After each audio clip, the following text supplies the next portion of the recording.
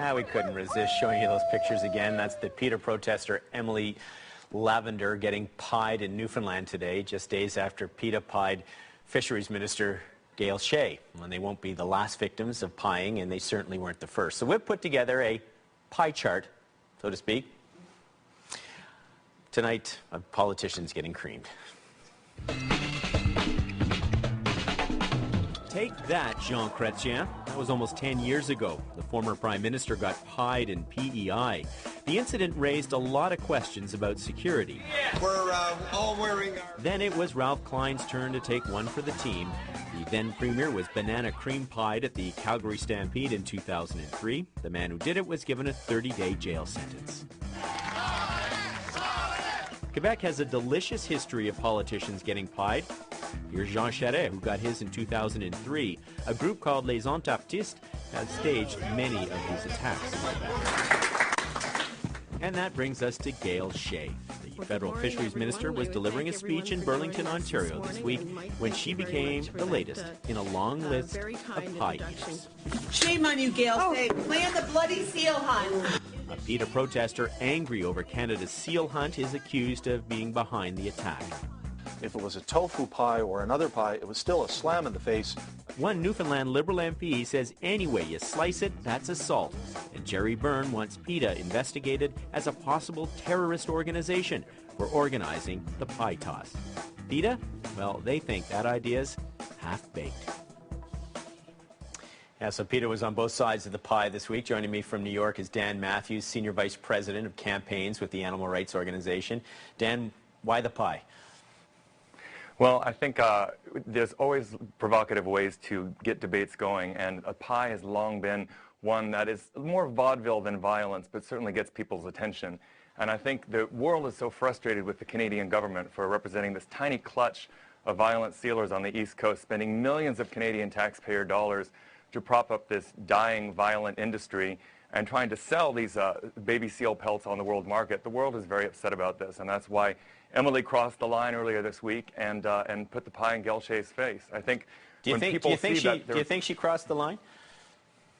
Oh, yeah. It's all about crossing lines. This is a social issue which upsets people. It's very emotional, and I think when people see that for thousands of years, these harp seals have migrated from Greenland down the East Coast, and they have to give birth on the ice each spring. And because baby seal fur is so soft, this greedy bunch of white men decided to club them every year and try to sell their pelts on the international market. Has nothing to do with the native hunt.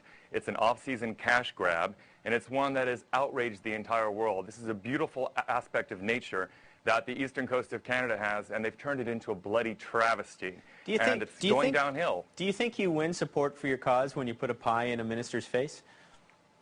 Not necessarily, but history shows us that moving social causes forward is not about winning popularity contests.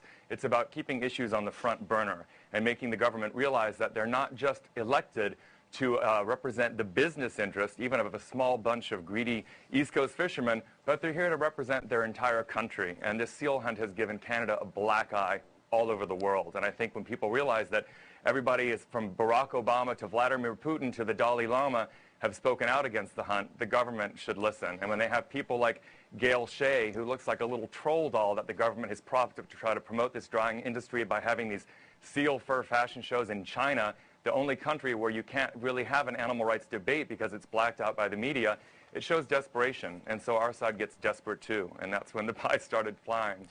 You've heard the comments from Jerry Byrne, the Liberal MP, and he says when somebody coaches or conducts criminal behavior to impose a political agenda on each and every Canadian, that seems to meet the test of a terrorist organization.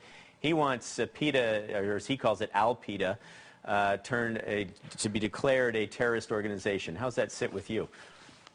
I think it's funny, and I think everybody thinks it's ridiculous. I'm curious to know if Mr. Byrne will also demand that this radio station be taken off the air because they organized a terrorist activity by having one of their shock jocks and a person from this newspaper or weekly magazine in Newfoundland throw the pie today. It's just, you know, it's a pie, not a bomb, for God's sakes. He should lighten up. I think people understand that this is just a theatrical form of political protest, and that's that. What's next? We got a lot of things up our sleeve. We will be at the Olympic opening ceremonies. I don't know if there'll be pies involved. And, you know, the other thing, I don't think you can qualify this as a terrorist attack. It's not like she used heavy cream. It's just a way of getting the message across. But we have a lot of different things up our sleeves. The most important thing is getting the public to realize that they have to demand that their MPs stop propping up this dying hunt. The quota this year was for 300,000 seal skins, and they only killed 70,000 because they can't sell them anymore. This, you know, there's so many issues that Canada is progressive on, and Canadians really put PETA on the map. Katie Lang was our first spokesperson. Pamela Anderson is one of our biggest supporters. Sarah McLachlan, Brian Adams. Canadians have always been in the vanguard with social issues, especially animal issues. That's why it's so bizarre that the government continues to try to cling to this very violent, thuggish East Coast trade. So you got to talk about your campaign, so in a way you got to have your cake and eat it too. Exactly, and anybody who wants to find out more, please just visit us at PETA.org. Regardless of where you stand on the issue, just inform yourself and make up your mind. And I think it was interesting that all these pies flew this week to keep the debate going. Who knows what will happen next?